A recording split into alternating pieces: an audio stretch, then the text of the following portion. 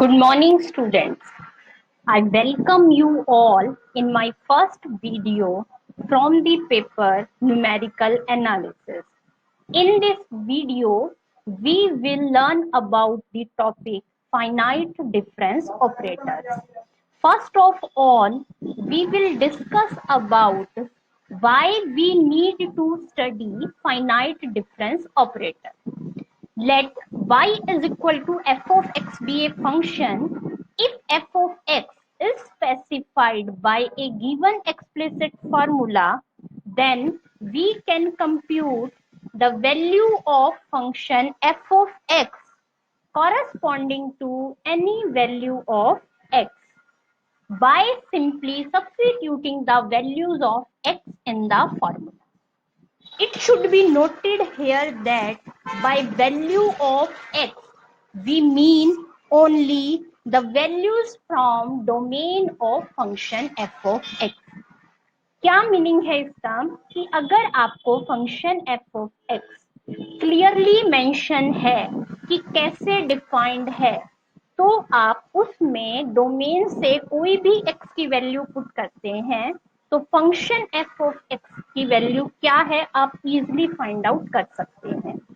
But in this book we will study about if fx is not known specifically.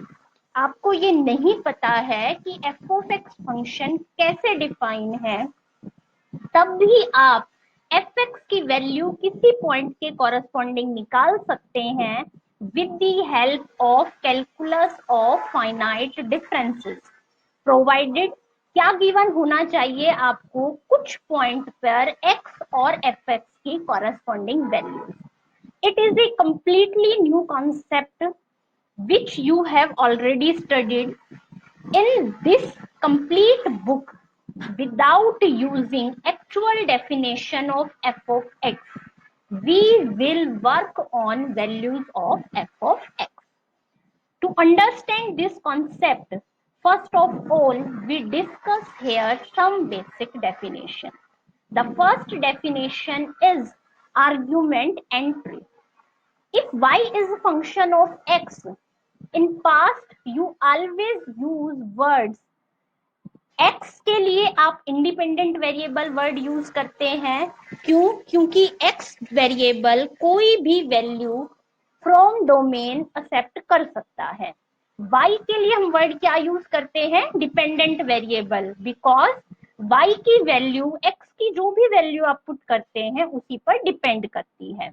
But इस book में instead of using dependent and independent variables, we will use the word argument and entry. So note it carefully. For variable x, that is independent variable, we will use the word argument, and for variable y, that is dependent variable, we will use the word entry. Now I come to our next definition, that is interval of differencing. The difference between consecutive values of the argument, that is variable x, is called interval of differencing. We will use notation small h for it. यानी कि जो भी आपको x की values given होंगी, कोई भी दो कंसेक्यूटिव वैल्यूज आप चूज कीजिए, उनके बीच का डिफरेंस निकालिए, उस डिफरेंस की वैल्यू को आप इंटरवल ऑफ डिफरेंसिंग कहेंगे और उसकी वैल्यू को आप स्मॉल h से डिनोट करेंगे. आपकी कंप्लीट बुक में दो टाइप के केसेस हैं. एक कि जितनी x की वैल्यूज गिवन है उनके बीच में हर स्टेप पे डिफरेंस इक्वल है, और कुछ स्टेप्स क्वेश्चंस ऐसे हैं कि जिनमें आपका जो डिफरेंस है कुछ स्टेप्स पर अनइक्वल है. बट इन दिस चैप्टर या in this topic we shall consider the case of equal intervals only. The case of unequal intervals will be discussed later on. Now I come to the definition of first operator which will be used here. Forward difference operator. Let y is equal to f of x be the function of x. Then the forward difference of fx denoted by delta f of x and it is defined as this: delta f of x is equal to f of x plus h minus f of x.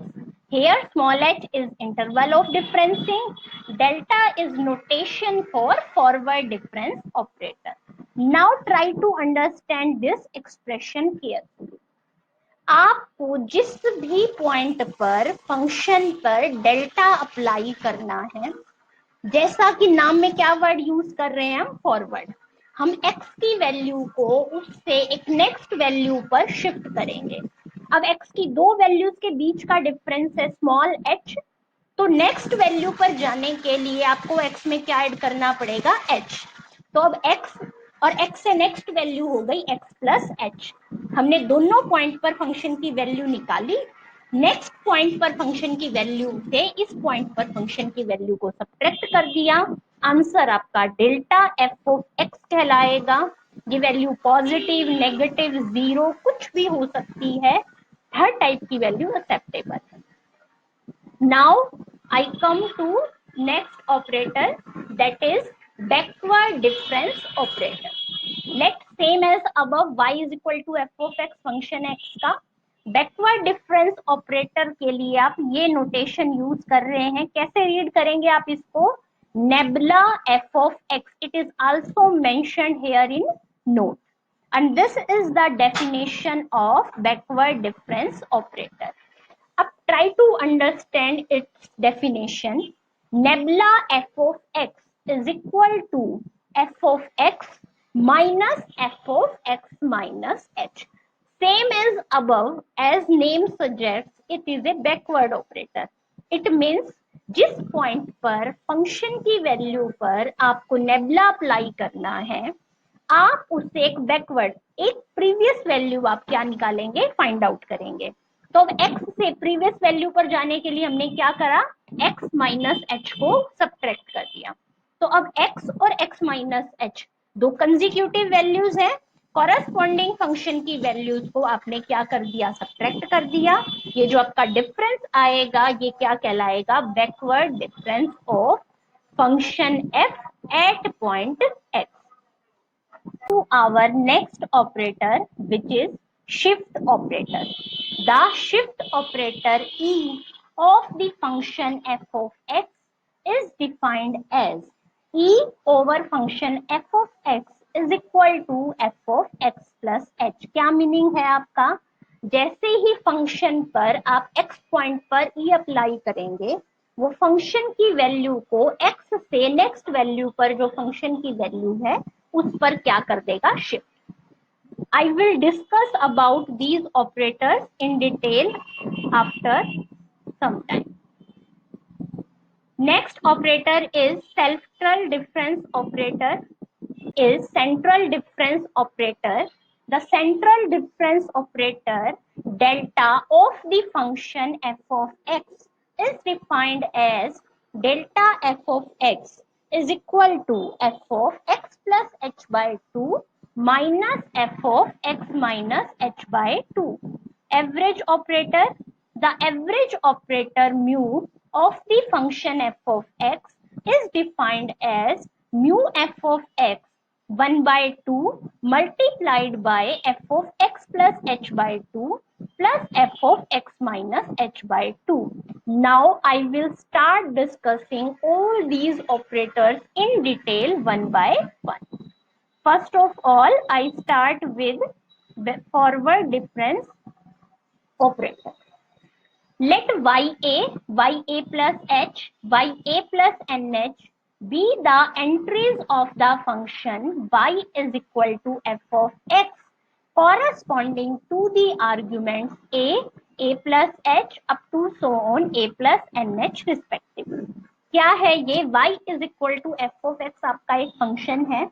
जैसे कि मैंने starting में बताया था कि इस पूरी book में आप क्या कंसीडर करके चलते हैं, फंक्शन एफ ऑफ एक्स की हम डेफिनेशन को कोई यूज नहीं करेंगे.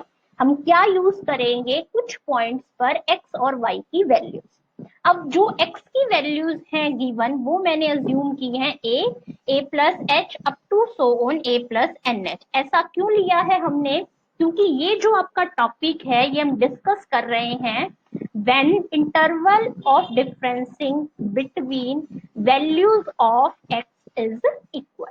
That's why I choose interval of differencing as h and first term as small a.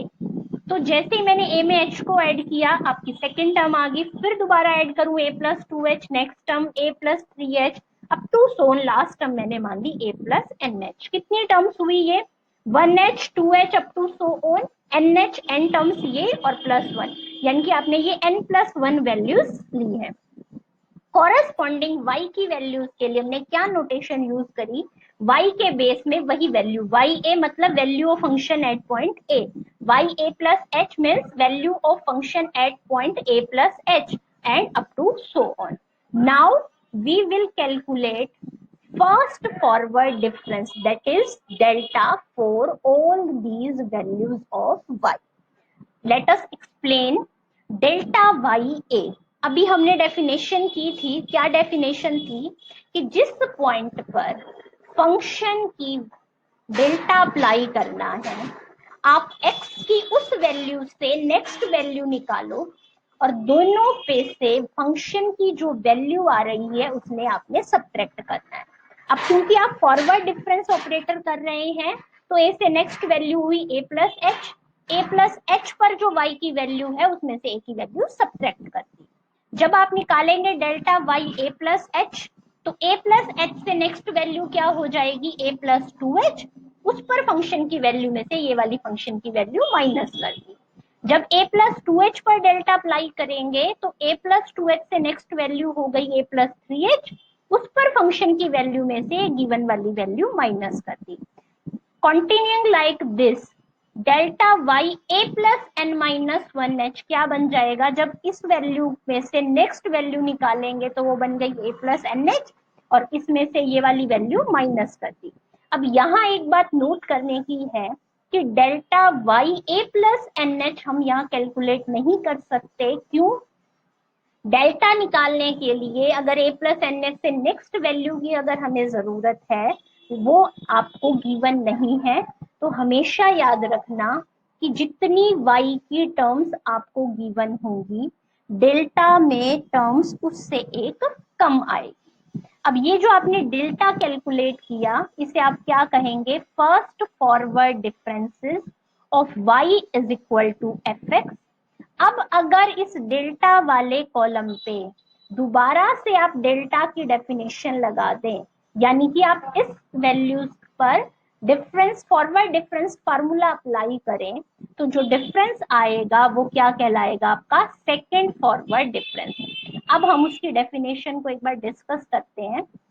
यहाँ पर एक बात नोट करनी है आपने कि जब मैं डेल्टा स्क्वायर निकाल रही हूं, तो डेल्टा एक ऑपरेटर है, कोई नंबर नहीं है. ऑपरेटर के स्क्वायर का मतलब क्या होता है? डेल्टा की वैल्यू का स्क्वायर नहीं. क्या करना है हमें? डेल्टा एक बार अप्लाई करना है, जो उसका आंसर आएगा उस पर डेल्टा ऑपरेटर फिर से अप्लाई करना है. देखो डेल्टा स्क्वायर वाई ए था, मैंने इसको लिखा delta of delta y a. Delta y a की वैल्यू अभी अबव स्टेप पर हमने ये निकाली थी, ब्रैकेट ओपन कर दी, यानी कि डेल्टा स्क्वायर वाई ए क्या आ गया आपका ये. अब इसको भी हम ऊपर वाले स्टेप की तरह समझ सकते हैं. कैसे?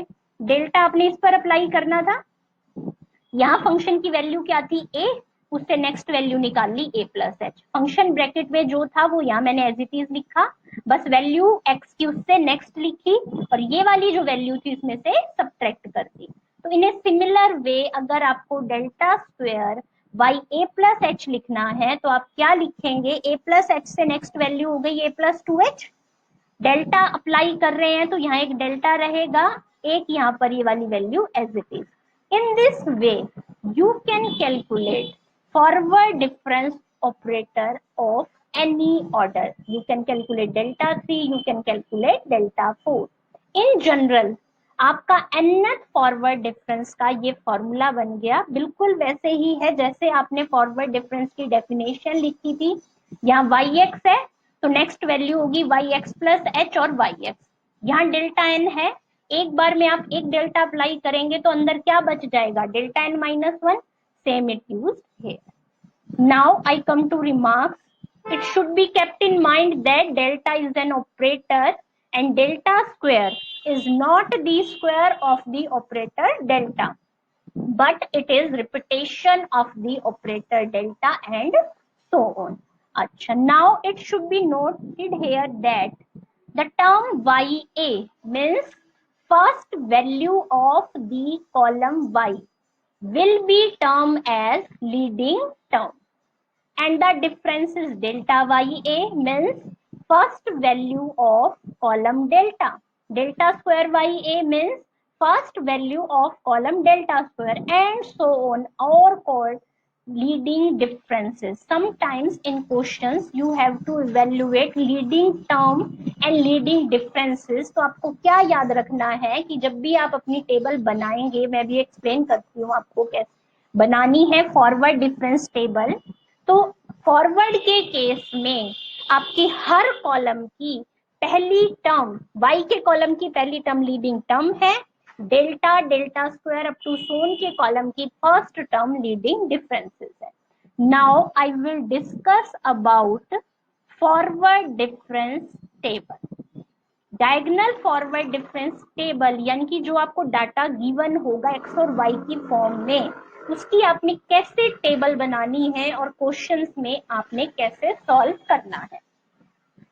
Here argument means x की value. For example, I have considered them as 0, 1, 2, 3 and 4.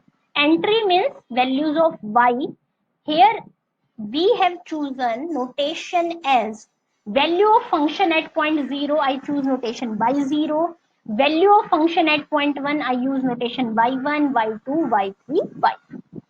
अब आपने क्या करना है, जब आप डेल्टा y निकालेंगे तो कैसे लिखेंगे, y1 माइनस y0। हमेशा y की नीचे वाली वैल्यू में से ऊपर वाली वैल्यू माइनस करनी है और कंसेक्यूटिव वैल्यूज ही सब्ट्रैक्ट करनी है। नेक्स्ट हम क्या हो गई, y2 minus y1, next y3 minus y2, next होगी y4 minus y3। Now I will explain how these notations are used. y1 minus y0, हमेशा याद रखो कि जब भी आपने डेल्टा ऑपरेटर में नोटेशन लिखनी है तो जो आपकी ये पीछे वाली टर्म होती है वो डेल्टा के साथ आती है। अगर इसको दूसरे तरीके से देखें तो डेल्टा y0 क्या होगा, y0 यानी कि जीरो से नेक्स्ट वैल्यू क्या है आपकी y1, तो अब y1 में से y0 को सब्ट्रैक्ट करेंगे, या आप ऐसे भी याद रख सकते हैं कि जो माइनस के बाद टर्म लिखी है वो आपने डेल्टा के साथ लिखनी है। तो ये बन गया डेल्टा y1, ये बन गया डेल्टा y2 और ये बन गया delta y3। Now I come to second difference. For delta square y, as discussed earlier, you will apply this definition for the column delta. Same as y, here also we subtract values of y, delta y1 minus delta y0, delta y2 minus delta y1, delta y3 minus delta y2, ये सारी values लिखी। अब क्योंकि delta subtract हो रहा है तो answer आपका डेल्टा स्क्वायर में आएगा। नोटेशन y वाली टर्म वही पीछे वाली लिख दी, delta square y0, delta square y1, delta square y2। Similarly, when you evaluate delta 3y, you will subtract column of delta square। बिल्कुल वैसे ही delta square y1 minus delta square y0, delta square y2 minus delta square y1। अब notation देनी है, square को subtract कर रहे हो तो डेल्टा 3 आएगा और वही पीछे वाली term. Next if you subtract these two you will get delta for y0 as highlighted by circle. This is leading term, this one, this one, this one and this one are leading differences। अब आपके mind में ये question आएगा कि जो x और y की values आपको गिवन है, आपको कैसे पता चलेगा कि टेबल डेल्टा 4 तक बनानी है, डेल्टा 5 तक बनानी है या डेल्टा 3 तक बनानी है। अब ध्यान से सुनो कि अगर आप टेबल में ऐसे ही सब्ट्रैक्ट करते जा रहे हैं, अगर किसी कॉलम में एक सिंगल एंट्री आ गई, जैसे कि यहाँ डेल्टा 4 में आ गई, तो आप नेक्स्ट स्टेप बना ही नहीं सकते। क्यों, नेक्स्ट स्टेप पर जाने के लिए आपको दो वैल्यूज चाहिए। तो आप प्रोसेस वहीं स्टॉप कर देंगे अपनी टेबल की। दूसरा केस, अगर किसी कॉलम में सारी वैल्यू सेम आ जाती हैं, फॉर एग्जाम्पल के लिए मैं